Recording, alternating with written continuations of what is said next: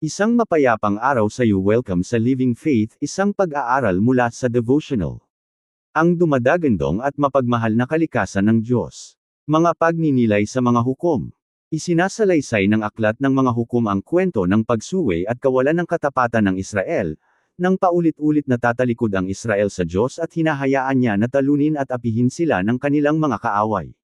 Gayunpaman ay pinabayaan ninyo ako at naglingkod kayo sa ibang mga Diyos, kaya't hindi ko na kayo ililigtas pa.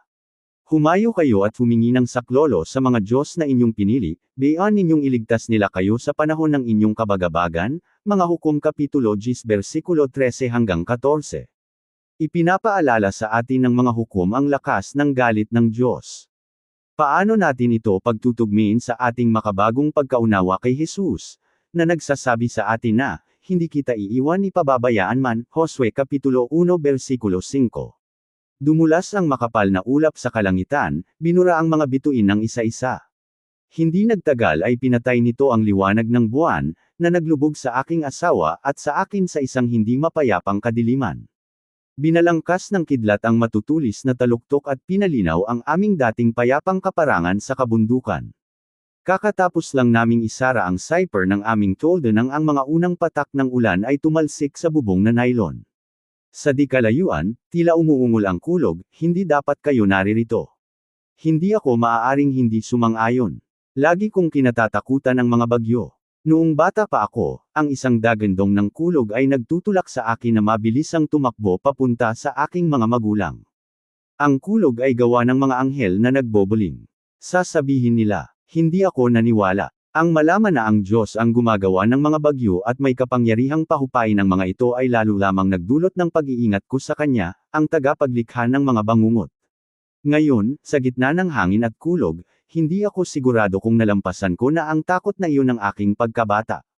Ang unang bahagi ng awit 18 ay laging nagbibigay sa akin ng kaliwan, habang ipinapahayag ng salmista ang pag-ibig kay Yahweh, na tinatawag siya na, aking bato at aking kuta at aking tagapagligtas, aking Diyos, aking bato, na sa Kanya'y nanganganlong ako, 18:2.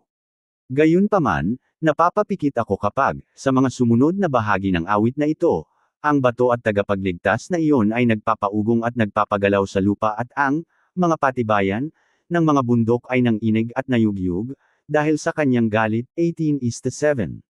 Kapag ang usok ay umiikyat mula sa kanyang mga butas ng ilong, at ang lamunang apoy ay mula sa kanyang bibig, 18:8, talagang nagiging hindi ako mapalagay. Sa katiwasayan at ginhawa ng aking bahay, ito ay isang Diyos na mag-aatubili akong lapitan. Madalas akong paboran ng mga banayad na katangian ng Diyos. Naakit ako sa pastol na umaakay sa akin sa tahimik na tubig, naghahanda ng pahingahan sa luntiang mga pastulan, at nagkakaloob sa akin ng kaliwan at kabuhayan, awit Kapitulo 23. Gayunpaman, habang nakasalampak sa tuktok ng bundok, habang hinahampas ng hangin ang aming tolda, na nakakapit sa lupa sa pamamagitan lamang ng 10 kabiting bakal at ang aming sariling bigat, hindi ang larawan ng mabuting pastol ang nagpaalis sa aking takot.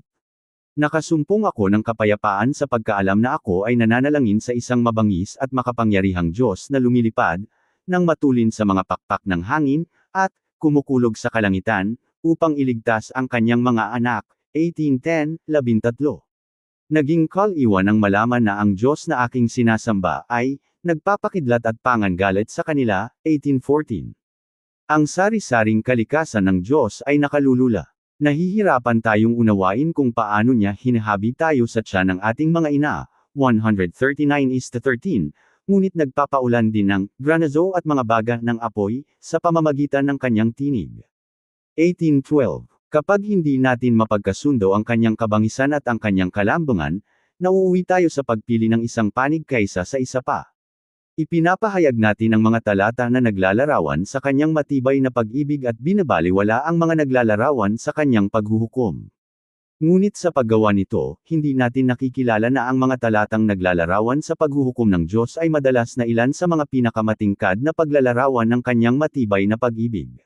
Sinasamba natin ang isang Diyos na susugod sa labanan para sa kanyang mga anak, ilalantad ang mga patibayan ng mundo para sa mga tapat, at ililigtas ang kanyang mga tagasunod sa araw ng kanilang kapahamakan, 18:15-18.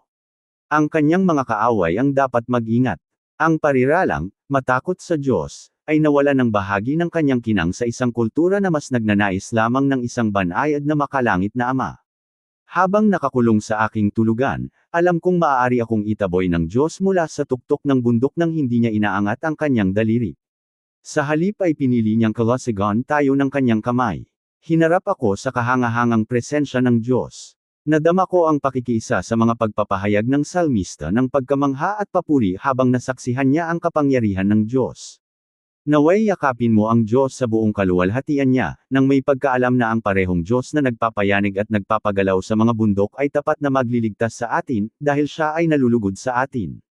Amen. Maraming salamat sa pakikinig. Ako si Pastor Jeff Flores, nagsasabing sa Diyos ang lahat ng papuri.